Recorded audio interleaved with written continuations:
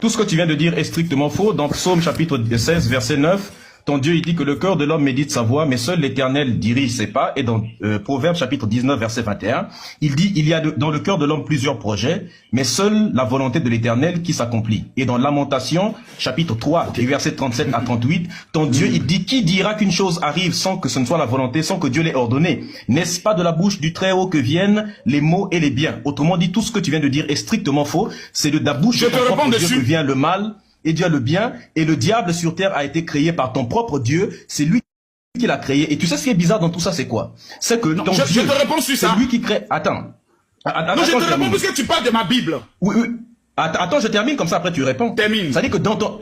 Donc, ce que tu viens de dire est strictement faux, puisque ton Dieu lui-même dit que tout ce qui se passe par la volonté de Dieu, et rien de ce qui se passe ne peut se passer sans la volonté de Dieu. Et tout le mal sur terre ne se passe que par lui. Et il se trouve que le Satan qui fait le mal sur terre, c'est ton propre Dieu. Donc ta religion, en fait, c'est un jeu dans lequel ton Dieu, il fabrique un diable. Ce diable-là ne peut rien faire sans la volonté de ton Dieu. Ce diable-là fait tout le mal sur terre, et ton Dieu nous accuse d'être responsable du mal qu'on a fait à cause du Satan que lui-même il a créé. Tu trouves que ça a du sens? Et quand on te pose la question sur les textes, tu es incapable de prouver. Si tu réussis à me démontrer qu'un seul texte des pyramides a été falsifié, eh bien je descends tout de suite du live.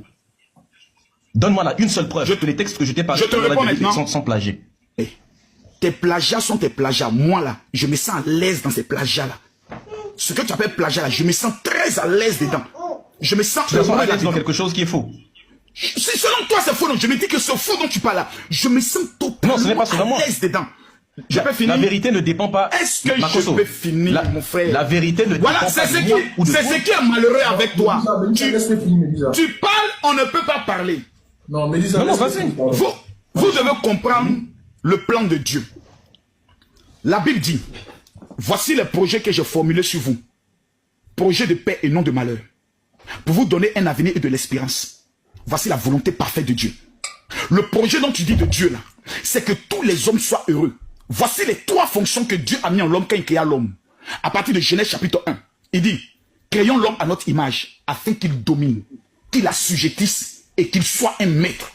Dans le plan de Dieu pour nous, nos vies, c'est que nous soyons des dominants, des maîtres, et que nous contrôlons, nous régnons sur la terre. Maintenant, il y a ce qu'on appelle notre volonté permissible, qui peut aller à l'encontre de la volonté de Dieu. C'est pour ça que la Bible nous enseigne. Si Dieu pose une condition, si tu écoutes la voix de l'Éternel ton Dieu, et si tu la mets en pratique, voici maintenant les bénédictions qui en découlent. Et Deutéronome, à partir du chapitre, je peux le dire 28, tout est clair. Donc ce que tu dis, c'est vrai. Mais cela est posé avec des conditions. Si tu mets en pratique ma voix, quand vous prenez le livre de le psaume chapitre 1 à partir du verset 1, heureux l'homme qui ne marche pas selon le conseil des méchants. Pour être heureux, il donne les conditions. Tu ne dois pas marcher selon le conseil des méchants. Donc Dieu te définit les conditions. Dieu te définit les préalables. Mais Dieu dans sa présence veut que nous là, nous puissions être heureux, que nous puissions régner. Mais l'homme a été créé à l'image de Dieu, les fonctions de Dieu. Donc le pouvoir de décision, le pouvoir de la création. Donc l'homme peut s'opposer lui-même à Dieu en disant, tu m'as créé, oui, mais je refuse de t'adorer. C'est ce qui fait de nous des dieux. Tu viens de mentir. Dans Job, chapitre 42, verset 2, il est écrit, je reconnais que tu peux tout et rien ne peut s'opposer à tes pensées. Autrement dit, tout ce que tu viens de raconter tout à l'heure en disant que l'homme peut s'opposer à la volonté de ton Dieu, c'est strictement faux. Et c'est ça le problème des gens comme toi, c'est que ça blablate beaucoup, ça parle beaucoup, mais vous êtes très inculte parce que là, tu ne sais absolument pas que tous tes textes sont fabriqués et tout ce que tu viens de raconter. C'est qui est fabriqué là? J'ai dit, je me sens bien dedans. Attends, laisse-moi parler. Pas faire ce débat avec les musulmans, mon frère. Moi, je me sens bien. Calme-toi. Oui, prophète. Pourquoi tu as peur? Tu n'es pas égyptien pour connaître l'histoire de l'Égypte.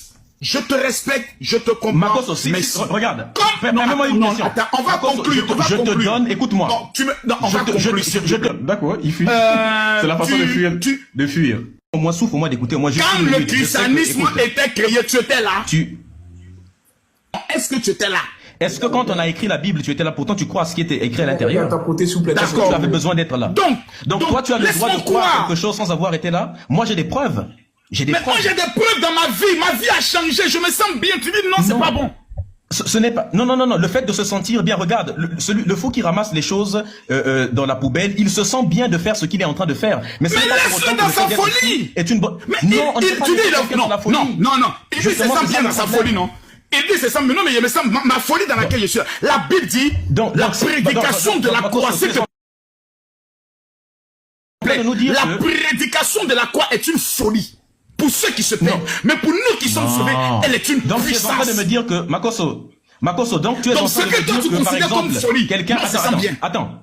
Makosso, donc tu es en train de me dire que si par exemple... C'est ta dernière question. C'est ta dernière question. Attends d'abord. Attends. Tu es d'accord avec moi que c'est ta dernière question. Non, c'est l'avant-dernière. Si tu veux, je te poserai, je réponds juste à ce que tu as dit, après je te poserai ma dernière question. Donc, ce que tu dis est strictement faux d'un point de vue de la logique. C'est-à-dire qu'en gros, tu nous dis, si quelqu'un se sent bien dans quelque chose, faut le laisser. Donc si quelqu'un se sent bien, par exemple, en agressant sexuellement les femmes, il faut le laisser dans sa chose parce qu'il se sent bien. Non, ce n'est pas parce que quelqu'un se sent bien dans quelque chose. Non, mon ami. C'est strictement faux. Il se sent bien dedans, non? Il se sent bien dedans, non?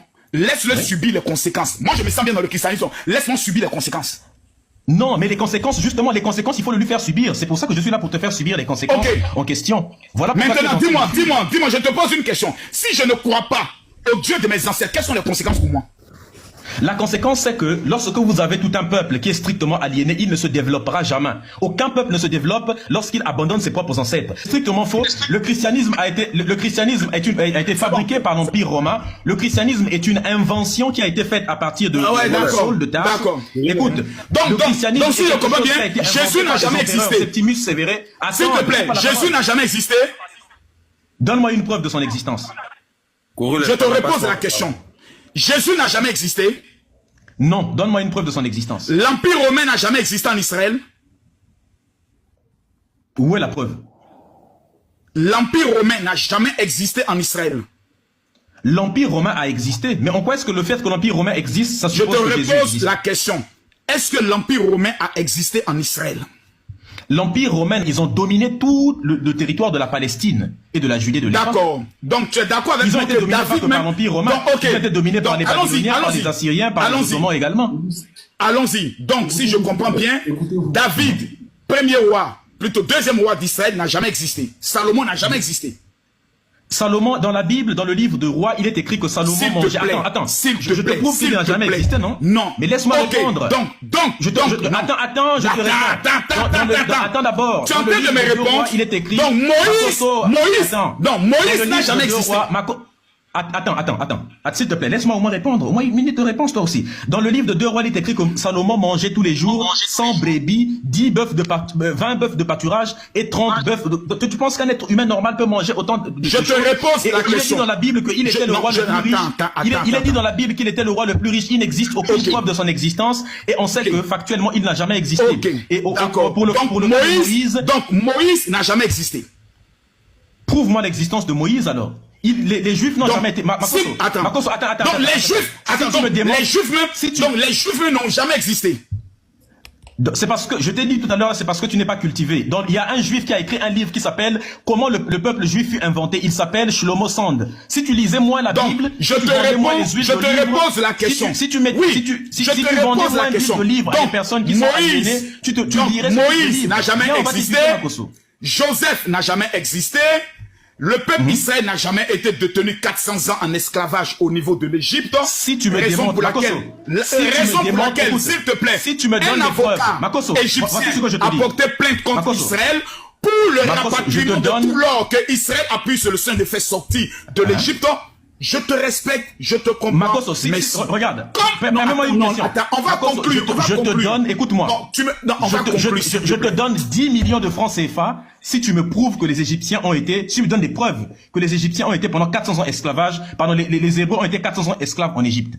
Et si tu me démontres que le déluge a vraiment existé, je te donne 10 millions là sur le live de cours que je suis. Avant que je descende. Tu sais, tu vas aller dans des thématiques qui sont même ridicules. Ridicule, en quoi? C'est toi qui viens de le citer. Je te dis, donne-moi la preuve. S'il te plaît, oh là là. Médusa, tu es d'abord de Lyon. Oh là là, d'abord tu es de quelle nationalité? S'il te plaît, Médusa, laisse-le finir. Je suis Corollaire, il n'est pas seul là. Poser une question. Il n'est pas seul. Je suis dans la même... Il m'a demandé ma nationalité, attends. Tu es de quelle nationalité? Je suis de la même nationalité que toi, que tu refuses. Makoso veut dire les pieds de cochon. Tu le sais très bien, Kikongo. Tu es un Congolais, mais tu fais semblant de refuser ta vraie nationalité, tes origines. Merci beaucoup. Ton nom, Makoso, ça veut dire les pieds de cochon. Ok. Le général, est-ce que Médusa peut monter? Non.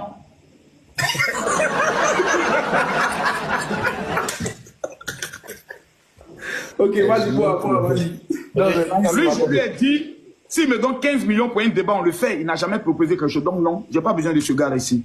Parce que c'est venu parler de fétiches, églises et autres. Je n'ai pas le temps pour ça. Vous êtes mes frères ivoiriens. Ceux qui doivent me protéger, ceux qui doivent m'élever, c'est vous. Les gars, tapoter le live, tapoter. Maman, ça t'a pleuré. Oh, je...